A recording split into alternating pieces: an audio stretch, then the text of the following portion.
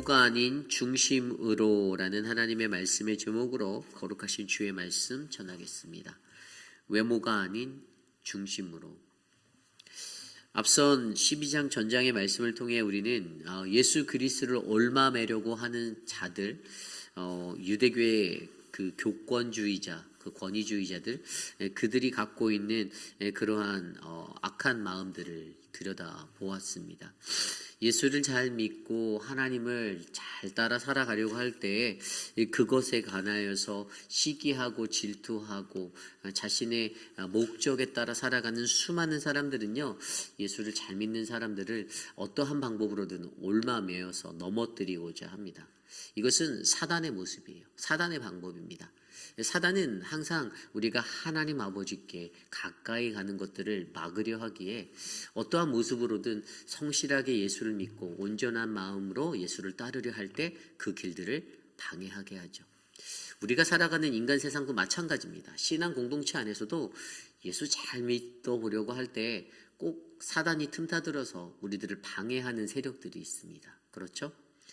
우리가 하나님 안에서 더 열심히 주의 말씀대로 순수한 마음으로 살아가고자 하는데 그것들에 대해서 예수를 같이 믿는 사람들이 오히려 더 시기하고 질투할 때가 많아요. 그래서 오늘 우리에게 가장 주어지는 그 말씀은요, 우리가 예수를 믿을 때 왜 어떻게 어떠한 모습으로 예수를 믿고 살아가야 하는가, 우리는 이것들에 대해서 조명해 보아야 합니다. 외적으로 치우친 모습으로, 형식적으로 갖춰진 모습으로 그저 예수를 그렇게 믿는 것이 아니라, 여러분 예수를 믿으실 때는 우리들의 마음으로 중심을 다하여 믿으시기를 부탁드립니다. 그래서 오늘은요, 오늘 우리가 묵상한 마가복음 12장 35절로 44절까지의 말씀을 통해서 우리가 외모가 아닌 중심으로 살아가는 그 방법에 대해서 함께 말씀으로 돌아보려 합니다. 예수를 오늘 이렇게 궁지로 몰았던 사람들, 그들이 왜 그렇게 살아가나를 조명해 보면 오늘 말씀은 그것에 대한 대답을 주고 있습니다. 첫 번째로 그들이 왜 그렇게 살아가나, 그들이 예수를 알지 못하기 때문이다 라고 우리에게 설명해 주고 있습니다. 예수를 알지 못하기 때문이다. 오늘 말씀 35절에서 37절까지의 말씀입니다. 예수께서 성전에서 가르치실새 대답하여 이르시되 어찌하여 서기관들이 그리스도를 다윗의 자손이라 하느냐. 다윗이 성령에 감동되어 친히 말하되 내 주께서 이르시되 내가 내 원수를 내 발 아래에 둘 때까지 내 우편에 앉았으라 하셨도다 하였느니라. 다윗이 그리스도를 주라 하였은즉 어찌 그의 자손이 되시겠느냐 하시니 많은 사람들이 즐겁게 듣더라. 아멘. 예수를 얽매려 하였던 그 적대자들의 모든 시도가 좌절되고 나서 이제 예수 그리스도가 그들에게 질문하고 있습니다. 특별히 오늘 그 질문을 듣는 대상은 서기관이라고 말하고 있습니다. 하나님의 말씀에 율법에 능한 자들이었습니다. 그들 스스로 그렇게 생각하였죠. 세상 사람들 앞에서 그렇게 하나님 말씀 잘하는구나, 똑똑한데? 라고 여겨졌던 사람들입니다. 그러나 그들이 가졌던 성경적 지식과 똑똑함은 하나님 앞에서 하나도 보잘것없는 것이었습니다. 별 볼 일 없는 것이었어요. 그들이 내세우고 주장하는 내가 주의 말씀을 잘 아는데, 내가 이 말씀 잘 가르치는데 라고 생각했던 것들은요, 하나님 앞에서는 아무것도 아니었던 것입니다. 왠지 아십니까? 그들이 가장 중심적인 것들을 몰라보았기 때문입니다. 그것이 무엇이죠?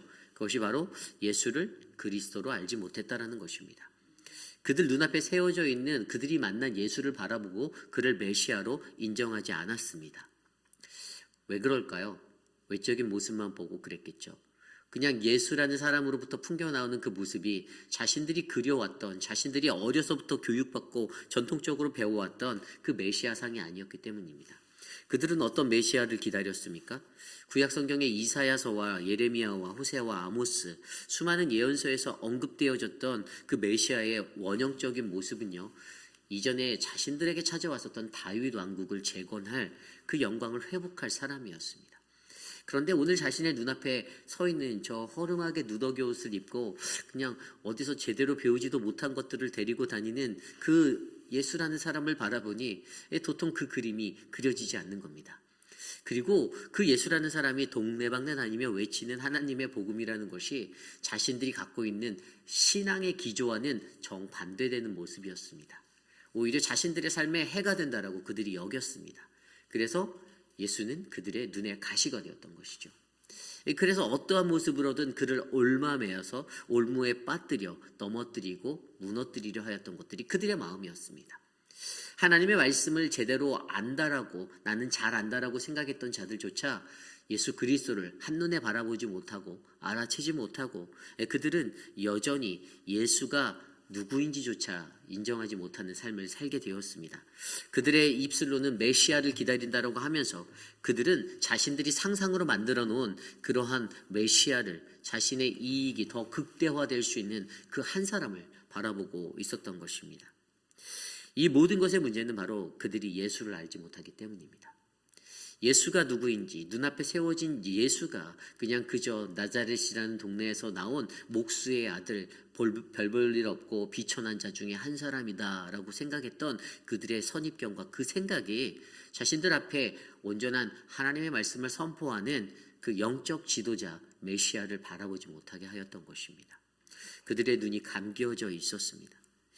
이사야서 9장 6절 7절 말씀에 보면 이는 한 아기가 우리에게 낳고 한 아들을 우리에게 주신 바 되었는데 그의 어깨에는 정사를 메었고 그의 이름은 기묘자라 모사라 전능하신 하나님이라 영존하시는 아버지라 평강의 왕이라 할 것임이라. 그 정사와 평강의 더함이 무궁하며 또 다윗의 왕자와 그의 나라에 군림하여 그 나라를 굳게 세우고 지금 이후로 영원히 정의와 공의로 그것을 보존하실 것이라. 만군의 여호와의 열심히 이를 이루리라. 아멘. 이 말씀대로 그들이 기대하였던 자신들의 그림 속에, 상상 속의 메시아는 영원한 다윗의 왕조를 다시 일으킬 그러한 사람이어야 했는데 그러지 못했던 것이죠. 자신들의 눈으로 보고 판단되어진 예수, 별 볼 일 없이 느껴지는, 근데 무언가 세상을 요동케 하는 그가 그들의 마음 가운데 번거로운 자가 되고 거리끼는 자가 되고 걸끄러운 자가 되었을 뿐 그를 메시아로 인정하지 못했던 것입니다. 그래서 오늘 그러한 서기관, 특별히 서기관에게, 그 수많은 바리새인과 대제사장들과 장로들, 수많은 무리가 있는 그 앞에 서기관에게 하나님의 말씀을 유독 잘 안다라고 생각하는 그들에게 예수가 뭐라고 질문합니까? 좀 전에 읽었던 33절에 보면 그리스도를 다윗의 자손이라 하느냐. 아멘. 좀 더 쉬운 말로 하면 예수 그리스도가 다윗의 아들인가라는 질문을 그들에게 던집니다. 여러분, 이 질문의 핵심은 너희가 예수의 정체성을 올바르게 알고 있니? 이것을 확인하는 거예요.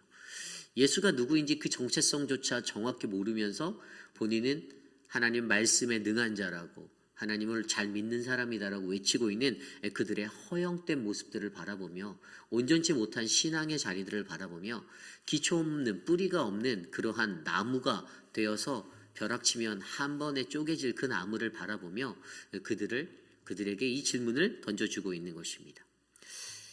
그리스도를 다윗의 자손이라고 하느냐? 그러면서 예수님께서 그들에게 그 답을 주시는데 아까 읽었던 36절에 그 말씀, 바로 다윗이 성령에 감동되어서 말하였던 말씀, 이게 시편 110편 1절 말씀이에요. 주께서 내 주께 이르시되 내가 내 원수를 내 발 아래 둘 때까지 내 우편에 앉았으라 하셨도다. 시편 110편을 인용하여서 이 시편 110편인 다윗이 저자로 정확하게 표명된 시편인데 이거를 메시아의 시편이다라고 해요. 메시아의 시. 이거는 메시아의 시편이다라고 불리는 그러한 시편이에요. 왜냐하면 그 몇 절 안 되는 한 8절, 9절 되는 구절 안에서 가장 중요한 것은 저자인 다윗이 그 하나님, 그러니까 예수를 메시아로 고백한, 그러니까 예수를 그리스도라고 여기는, 내 주라고 여기는 그러한 고백이 담겨져 있기 때문에, 그래서 오늘 예수님은 이 시편을, 다윗이 말한 이 시편을 인용하여서 37절에 뭐라고 말합니까? 다윗이 그리스도를 주라 하였은즉 어찌 그의 자손이 되겠느냐라고 대답하여 주고 계신다라는 것입니다. 여러분, 예수가 다윗의 아들이 되었다라면, 자손이 된다라면 어떤 일들이 일어나게 됩니까? 다윗의 자손이면 인격적으로 다윗에게 종속되는 위치에 서게 됩니다. 그리고 사역적으로는 다윗 왕국이라는 이스라엘에만 제한된 사역을 하시는 그리스도가 되는 거예요. 그러한 한계들이 있어요. 그런데 그들이 갖고 있는 그 모든 생각들, 자신들의 기준과 선입견, 자신들의 가치관, 자신이 갖고 있는 지정이라는 모든 것들을 통해서 그들이 끌어안고 있는 그 메시아론, 이것들을 반드시 그들이 깨뜨려야, 그래서 온전하게 예수가 누구인지를 바르게 알아야, 예수가 왜 이곳에 보내심을 받았고 왜 이곳에 왔는지를 정확히 알아야 하는 그들의 어그러진 신앙적인 자아상, 특별히 예수에 대해서 알지 못하는 그 정체성을 다시 한번 일깨워 그들로 하여금 예수가 누구인지 바르게 알고 예수가 왜 이 땅에 왔는지를 깨달아 알게 하려 하셨던 이 예수님의 마음이, 중심이 보인다는 것이죠. 그래서 여러분, 우리가 외모가 아닌 중심으로 살아가기 위해서 가장 먼저 저와 여러분들도 예수가 우리의 메시아 되심을 인정하는 거룩함이 일어나기를 소망합니다. 예수를 아십니까? 여러분들 예수를 아세요? 예수가 누구시죠? 예수가 누구? 예수는 그리스도예요. 이 대답이 자연스레 나오셔야 돼요. 예수는 누구인가? 예수는 우리 옆집 아저씨인가? 내 앞집에 계시는 분인가? 뭐 그냥 설명할 수 없는, 말로 할 수 없는 분이다라고 표현하시렵니까? 아니에요. 예수는 저와 여러분 우리 모두의 입술을 통하여 우리의 마음으로 예수는 그리스도라, 주라, 시인 되어지는 우리의 메시아 되셔야만 합니다. 우리 안에 우리가 하나님의 백성으로 주의 자녀로 이 땅을 살아간다면 절대로 놓치지 말아야 하는 것, 예수는 바로 우리의 그리스도이심을 저와 여러분들이 믿고 그분을 고백하는 아름다운 인생 되시기를 간절히 소망합니다. 두 번째로, 외모가 아닌 중심으로 살기 위해 우리는 어떠한 것들, 그들은 왜 그렇게 살아가나를 들여다보면 두 번째 모습, 그들은 외식을 즐기고 있다는 것이에요. 외식을 즐기다. 여러분, 오늘 말씀 38절에서 40절까지의 말씀을 들여다보면요, 서기관들의 외식에 관한 모습이 나옵니다.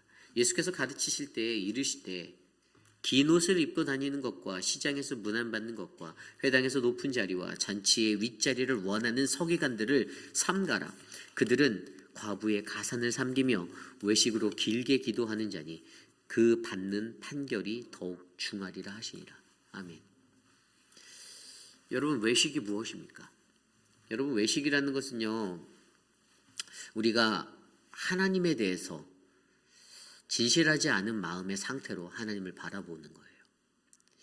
이게 뭐냐면 겉과 속이 다른 걸 말하는 겁니다. 제가 겉으로 깨끗한 옷을 입고 제가 여러분들 앞에 서서 제가 목사네 하면서 하루하루를 살아간다면 이것이 하나님이 보시기에 가장 합당한 모습일까요? 저는 그렇게 생각하지 않아요. 제가 허름한 체육복을 입고 허름한 작업복을 입고 먼지 투성이가 돼서 사람들 앞에 서서 하나님의 말씀을 바르게 선포한다라면, 그리고 내가 내 삶을 다해 바르게 살아간다라면 저는 그게 진짜 목사라고 생각합니다. 저는 그렇게 생각해요.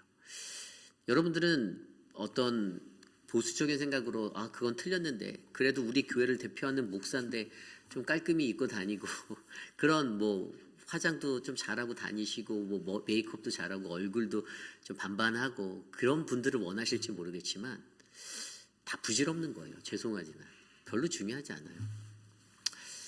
외적으로 보여지는 것보다 그 사람의 중심을 바라보시는 하나님, 여러분 그 하나님을 믿으십니까?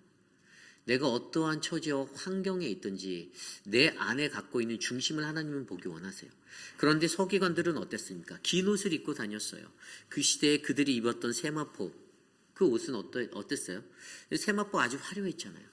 그리고 그들이 입었던 그 백색의 긴 두루마리, 땅끝까지 닿았던 그러한 옷에 긴 술이 있어서, 왜 그들이 그렇게 하고 다녔죠? 자신의 명예의 자랑함이 되었거든요.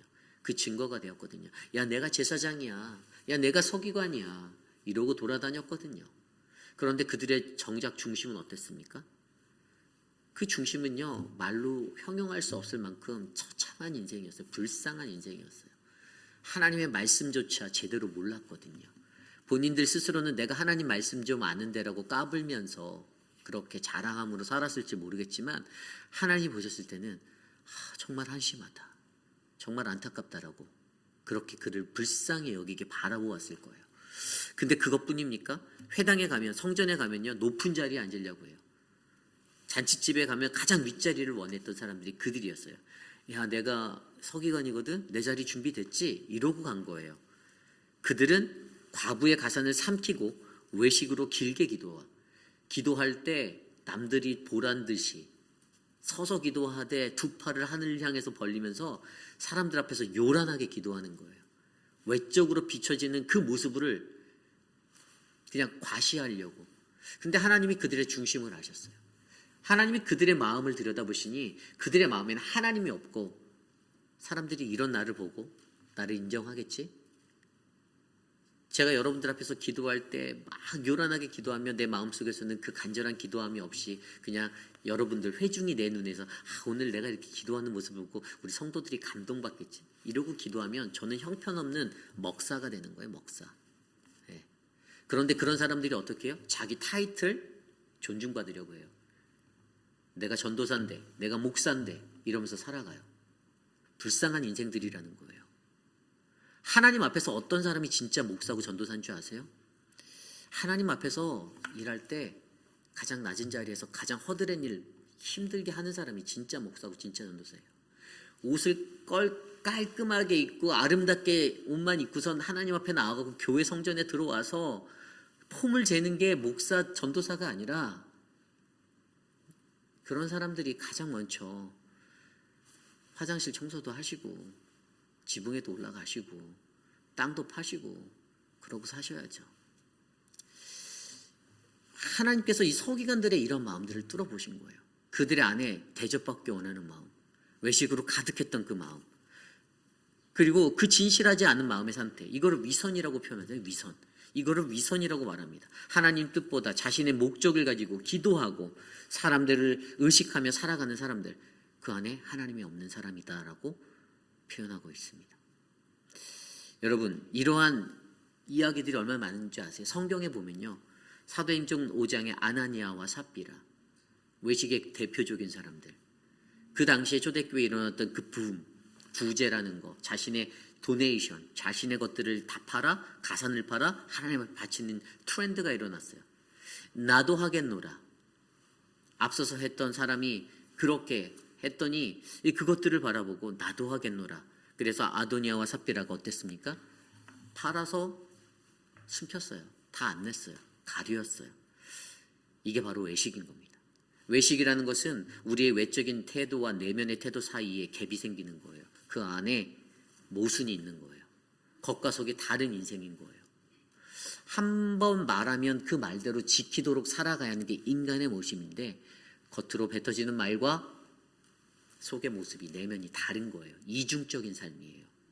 하나님이 이것을 정말로 싫어하시는 거예요. 하나님 그래서 그들에게 이런 외식을 피하라, 삼가라고 선포해 주시는 거예요. 베드로전서 2장 1절에서 3절까지 말씀에, 그러므로 모든 악독과 모든 기만과 모든 외식과 시기와 모든 비방하는 말을 버리고 갓난 아기들같이 순전하고 신령한 젖을 사모하라. 이는 그로 말미암아 너희로 구원에 이르도록 자라게 하려 함이라. 3절입니다. 너희가 주의 인자하심을 맛보았으면 그러하니라. 아멘. 왜 외식하는지 아십니까? 주님의 인자하심을 맛보지 못했기 때문입니다. 하나님의 사랑, 그 인자하심이 내 안에 경험되어지지 않았기 때문에. 그래서 우리는 인생을 살면서 모독과 악독과 모든 기만과 외식과 시기와 모든 비방하는 말, 이러한 인생을 살고 있는 거예요. 그러므로 여러분, 우리에게 필요한 것은요, 우리가 외식을 즐기는 인생이 되면 안 됩니다. 그럼 어떻게 살아가야 하는가? 그것에 대해서 오늘 뒤에 말씀, 가난한 과부의 헌신을 통하여서 어떻게 해요? 중심으로 살아가는 것들에 대해서 말씀하고 계십니다. 이때 이 당시에 이 헤롯 왕 때, 헤롯 왕이 유대인들에게 평판이 안 좋았었어요. 그래서 그가 그것을 극복하고자 어떻게 했습니까? 성전을 지었습니다. 헤롯 성전이라고 하는, 무너졌던 성전을 재건해서 내가 저 유대인들의 환심을 사야겠다. 그런데 이것들 계획했는데 문제가 있네요. 돈이 없어요. 돈이 모자라요. 어떻게 쓸까요? 성전 앞에 13개의 헌금함을 종류별로 놨습니다. 그 통에다가 헌금을 넣을 때마다 헌금이 쏟아지는, 동전으로 냅는 그 촤악 하는 소리가 나는 거예요. 근데 이게 사람들에게 과시형의 모습으로 외식하는 자들에게 전달되었어요. 그들이 돈자루에다가 동전을 하나 가득 갖고 와서 들이붓습니다. 촤르르 쏟아지는 그 소리를 들으며 이것이 나의 구원이다라고 그들이 여겼어요. 가난한 자들이 자신이 갖고 있는 동전 하나를 던지는데 딸그락 소리 잠깐 떠나갑니다. 그것들을 보고 저 사람의 구원은 아직 미치지 못했어라고 생각합니다. 오늘 예수께서 그곳에 앉으십니다. 예수께서 헌금함에 대하여 앉으사 41절 무리가 어떻게 헌금함에 돈을 넣는가를 보실세. 예수가 헌금 앞에 13개 쫙 성문 앞에 있는 그 앞에 앉아서 쳐다보고 계시는 거예요. 뚫어지게 쳐다보고 계셨어요. 여러 부자들이 많이 넣습니다. 돈자루를 갖고 와서 들이부어요. 그런데 어느 한 가난한 과부가 찾아옵니다. 근데 그가 두랩돈 한 고드란트를 넣게 됩니다. 여러분, 오늘 여기서 표현된 이 가난한, 어느 정도로 가난한 사람인 줄 아십니까? 헬라어 성경에는요, 가난하다라는 단어, 가난한의 두 단어가 있어요. 한 단어는 휘스테레세우스라는 단어라는 그냥 상대적 빈곤이에요. 그런데 오늘 본문 말씀에서 가난한은 헬라어 푸토코스라는 단어, 절대적 빈곤, 생존하기 어려운 것 같은 그러한 존재의 사람이라고 설명하고 있습니다. 극빈자예요, 극빈자. 그가 그 성전 앞에서 헌금함 앞에서 그가 한 고드란트를 던져 넣었는데 이 한 고드란트는 그 당시에 한 데나리온이라고 하는 그 한 사람의 임금의 하루치 일당 이것의 126분의 1밖에 안 되는 아주 적은 돈이었어요. 잘해야 뭐 요즘으로 따지면 잘해야 뭐 1,000원이나 될까요? 뭐 그 정도도 안 되는 그 돈을 넣는 그 극빈자에 처한 이 가난한 과부. 그런데 하나님께서 예수님께서 제자들을 불러서 말씀하시는 게 뭐라고 말씀하셨습니까? 43절에 이 가난한 과부는 헌금함에 넣은 모든 사람보다 많이 넣었도다. 아멘. 왜 예수께서 이렇게 말씀하셨죠? 그 과부의 중심을 보셨습니다. 중심을 보셨어요. 무엇이 차이죠? 20억 갖고 있는 부자가 자기가 그냥 1억을 헌금했어요. 그리고 막 자랑해요. 그가 가진 20분의 1을 넣은 거잖아요. 그죠? 그런데 이 과부는 한 고드란트 가진 과부가 한 고드란트를 넣었으니 100%를 넣은 거예요. 모든 것을 다 드렸습니다. 그래서 우리에게 가장 중요한 것이 무엇이죠? 주가 모든 것의 삶이 되어야 되는 거예요. 주님이 우리의 모든 것이 되면 내 것도 다 주님의 것, 여러분의 것도 다 주님의 것. 여기서 계신 분들 중에 여러분들이 소천하실 때, 세상을 마지막에 마침표를 찍고 떠나실 때 여러분이 가지고 가신 모든 자산들 갖고 떠나실 수 있다고 생각하시는 분은 아무도 없으실 거예요. 그래서 미국 교회의 전형적인 모습들을 보면 이 기부 제도가 굉장히 발달되어져 있잖아요. 자녀들에게 물려주려고 애를 쓰는 한국 사람들, 그런데 그들은 교회에다 도네이션하고 떠나가세요. 우리 교회에도 어떤 권사님은 자신의 유서에 교회의 일정량을 기부해서 작성하신 분도 계시죠. 참 아름다운 모습이다라고 봅니다. 하나님께 돌리고 돌아가겠다라는 그 마음, 쉽게 할 수 있는 마음이 아니에요. 그리고 인간적으로 그 재산이 정말 뭐 빌리언에어 막 이 정도 되면 정말 어려울 것 같아요. 인간의 욕심이 차라리 조금 가지면 그냥 드리기 쉬울 것 같다라고 느끼시잖아요. 그런데 많이 가질수록 우리가 인간의 탐심이 그 정도로 우리를 어렵게 만드는 거예요. 결국에 중심을 바라보시는 이 하나님, 저와 여러분 우리의 삶 가운데서도 우리가 이 중심을 다해 하나님을 섬기고 따르는 믿음의 사람이 되기를 원하신다는 거예요. 성경을 들여다보면 사무엘상 16장에 그때 사무엘에게 하나님이 정권적으로 이 나라의 왕을 세우는데 그 다음 왕 세우는데 사울이 아닌 다음 왕을 세울 때 누구였죠? 다윗. 그를 간택하는 과정에서 16장 7절에 여호와께서 사무엘에게 이르시되 그의 용모와 키를 보지 말라. 내가 이어 그를 버렸노라. 내가 모든 것은 사람과 같지 아니하니 사람은 외모를 보거니와 나 여호와는 중심을 보느니라 하시더라. 아멘. 하나님과 사람의 가장 큰 차이가 뭡니까? 사람은 외모를 바라보되 하나님은 중심을 바라보고 계신다라는 것. 우리들 눈에 좋아하는 것, 내 눈에 보기 화려한 것, 이것들 찾으며 세상에서 살고 있죠. 그래서 내 눈에 안 맞으면 나한테 싫은 거예요. 그런데 하나님은 그렇지 않다라는 거예요. 그런데 여러분, 우리가 갖고 있는 선입견 안에서는 중심과 또 외적인 것을 바라보는 이것의 선입견. 그래서 이 말씀을 읽을 때 다윗이 못생겼겠다. 왜냐면 앞서 나왔던 엘리압이라는 그 사람은 잘생겼거든요. 근데 잘생겼다고 표현됐는데, 그런데 다윗은 못생겼겠다 생각하지만 그렇지 않았어요. 다윗은 잘생겼어요. 다윗도 잘생겼어요. 사무엘상 16장 12절에 보면 그러한 다윗을 아름답다라고 표현했어요. 아름다운 사람, 아름답게 생겼었어요. 굉장히 잘생겼던 거예요. 그분도 괜찮았어요. 외모도 나쁘지 않았던 거예요. 그런데 하나님께서 말씀하신 중심의 참된 의미가 뭐냐? 이것은 우리들의 중심이라는 거예요. 그게 마음이라는 거예요. 온전한 마음이 있는가. 외모로 본다라는 것은요, 히브리어 에이나임, 두 눈을 말하는 거예요. 눈은 내가 눈으로 보고 살아가는가. 중심이라는 단어는 레브, 우리가 잘 아는 레브쇼메야, 하나님의 듣는 마음 할 때 심장, 마음이에요. 마음. 이 레브라는 단어로 쓰였어요. 결국에 우리에게 하나님이 원하시는 가장 큰 하나님의 분별법은 우리들이 어떠한 마음으로 하나님 앞에 살아가고 있는가, 서 있는가. 이게 중요하다는 것이죠. 오늘 우리는 어떠한 모습으로 세상 가운데 살고 계십니까? 여전히 나의 두 눈을 바라보고 내 두 눈의 시선을 믿고 내 판단력을 믿고 여러분들 살고 계십니까? 아니면 중심이라는 마음을 가지고 하나님을 바라보고 살고 계십니까? 저와 여러분, 우리 안에 우리가 외식을 삼가하고 외모가 아닌 중심을 다해서 하나님을 섬기는, 그래서 주가 나의 모든 것 되어 살아가는 그 아름다운 인생이 열리기를 간절히 소망합니다. 예수 그리스도를 인정하십시오. 그분을 바르게 아십시오. 그리고 외식을 피하여 주님이 우리의 모든 것이 되어 중심을 다해 하나님을 섬기십시오. 이것이 오늘 이 아침에 우리에게 요구하시는 하나님의 말씀입니다. 이 시간 함께 기도합니다. 오늘 주신 말씀을 놓고 함께 기도할 때 하나님, 나의 외식함, 나의 자랑함으로 살지 않게 하소서. 하나님, 나로 하여금 중심으로 주님을 섬기게 하소서. 함께 기도합니다.